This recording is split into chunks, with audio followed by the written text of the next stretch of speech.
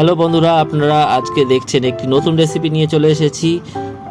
আজকে রেসিপি হচ্ছে চিকেন কষা, কিভাবে সহজে আপনারা বাড়িতে বানাতে পারবেন তার পদ্ধতি সহজে আপনাদের কাছে তুলে ধরলাম। দেখুন, এখানে প্রথমে 500 গ্রাম মাংস আমি বাজার থেকে আনিয়ে নিয়েছি। তার সাথে দেখুন কি কি উপকরণ লাগবে। এখানে কিছু রসুন আমি নিয়ে নিয়েছি 50 গ্রাম মতো। এর সাথে আপনারা কিছু পেঁয়াজও কুচিয়ে নেবেন, 2 থেকে 3টে পেঁয়াজ কুচিয়ে নেবেন, সাথে কিছু লঙ্কা কুচিয়ে নেবেন। পাশাপাশি দেখুন চিকেনটা ভালো করে ধুয়ে ফ্রেশ করে এখানে রাখা হয়েছে। এর সাথে আমরা ম্যারিনেট করানোর জন্য কিছু অ্যাড করে দেব। দেখুন, আমরা এর সাথে কিছু পেঁয়াজ যুক্ত করলাম ফার্স্টে। এবারে আমরা জিরা আদা বাটা, যেটা আমি প্রথমে করে রেখেছিলাম, সেইটা আমরা 2 চামচ এখানে দিয়ে দিলাম। এর সাথে দেখুন হলুদ গুঁড়ো আমি দিয়ে দিচ্ছি। এবারে দেখুন তার সাথে আমি অ্যাড করছি লবণ পরিমাণ মতো, স্বাদ মতো আপনারা দিয়ে নেবেন। এবার দেখুন লঙ্কা গুঁড়ো, আপনারা রেড চিলি পাউডার নিজেদের প্রয়োজন মতো নিয়ে নেবেন। যারা একটু লঙ্কা বেশি খেতে পছন্দ করেন তারা সেই পরিমাণ মতো দিয়ে নেবেন, যারা একটু কম পছন্দ করেন তারা কমই নেবেন।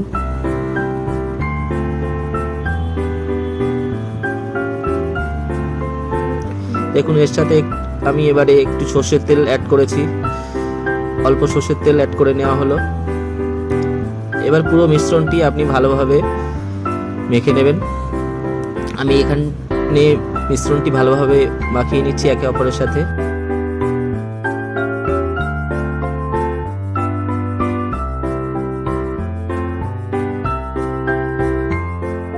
দেখুন আমি এটা ভালোভাবে ম্যারিনেট করে নিচ্ছি, চামচ দিয়ে ভালোভাবে ম্যারিনেট করে নেওয়ার পরে আমি এটা 15 মিনিটের জন্য ভালোভাবে ঢাকা দিয়ে রেখে দেবো, যাতে একটি ভালোভাবে মিক্সড হয়ে যায় এবং এর মধ্যে মশলাগুলো ভালোভাবে প্রবেশ করে যায়।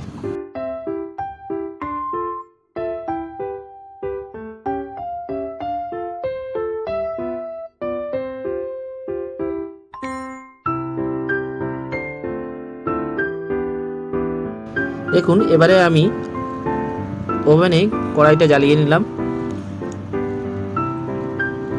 এখানে আমি 100 গ্রাম মতো সর্ষের তেল অ্যাড করে নিলাম কড়াইয়ে। কড়ার আঁচটি হাই ফ্লেমে রাখবেন। এই সময় তেলটি গরম হয়ে এলে আপনি প্রথমে এখানে অ্যাড করে নেবেন কেটে রাখা রসুন, পেস্ট করে রাখা রসুন।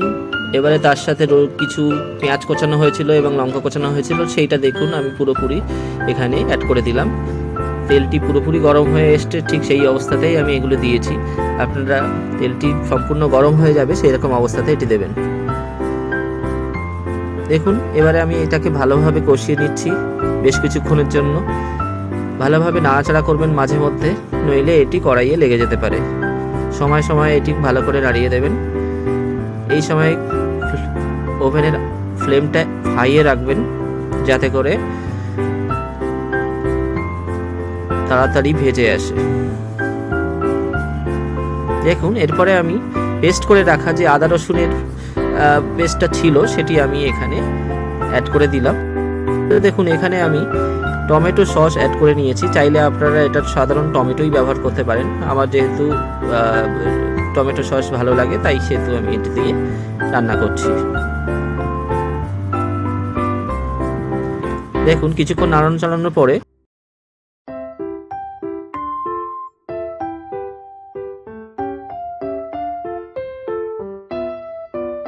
কিছুক্ষণ নাড়ানোর পরে এটি বেশ একটি কালার চলে এসেছে এবং দেখে বোঝা যাচ্ছে যে এটি আস্তে আস্তে তেল ছাড়তে শুরু করেছে এবং ভাজা হয়ে এসছে। দেখুন আমরা ম্যারিনেট করে রেখেছিলাম যে মাংসটি 15 মিনিটের জন্য, সেটা দেখুন এইবারে আমি কড়াইয়ে দিয়ে দিচ্ছি।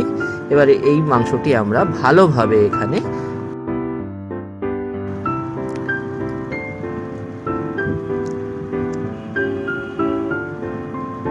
এখানেও আপনারা গ্যাসের ফ্লেম খুব হাইয়ে রাখবেন, যাতে মাংসটি ভালোভাবে কষা করে নেওয়া যায়। এবারে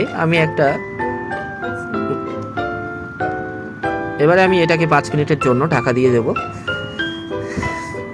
কিছুক্ষণ বাদে আপনারা এটাকে আলগা করে বারে বারে এটিকে নাড়িয়ে দেবেন, যাতে করে কড়াইয়ে না লেগে যায়।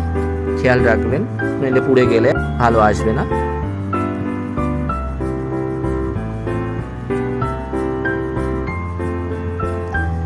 দেখুন, আমি ঢাকা দেওয়ার পরে বারে বারে এটিকে নাড়িয়ে যাতে কড়াইয়ে না লেগে যায় সেই চেষ্টা করছি। আপনারাও এটা খেয়াল রাখবেন। দেখুন, অবশেষে 15 মিনিট বাদে আমরা বেশ কিছুক্ষণ 15 মিনিট ধরে এটিকে নাড়ানো চালানোর পরে দেখুন বেশ এটি তেল ছেড়ে দিয়েছে এবং নির্দিষ্ট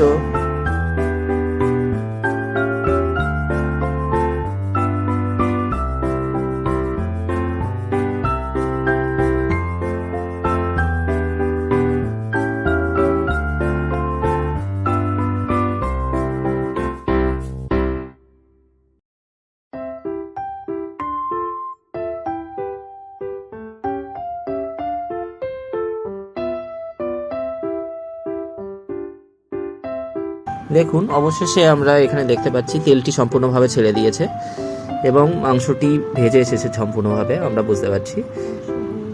এইবারে চিকেনটি কষা হয়ে গেছে। এবারে আমরা চিকেনে সামান্য পরিমাণ জল অ্যাড করব। যদি আপনারা জল অ্যাড করতে না চান, নাও করতে পারেন। এখানে আমরা সামান্য পরিমাণ জল অ্যাড করছি, কারণ এটি একটু সিদ্ধ হয়ে আসবে সামান্য, সেই জন্য আমি সামান্য পরিমাণ জল অ্যাড করে নিলাম, যাতে মাংসটি আরো ভালোভাবে সেদ্ধ হয়ে যায়।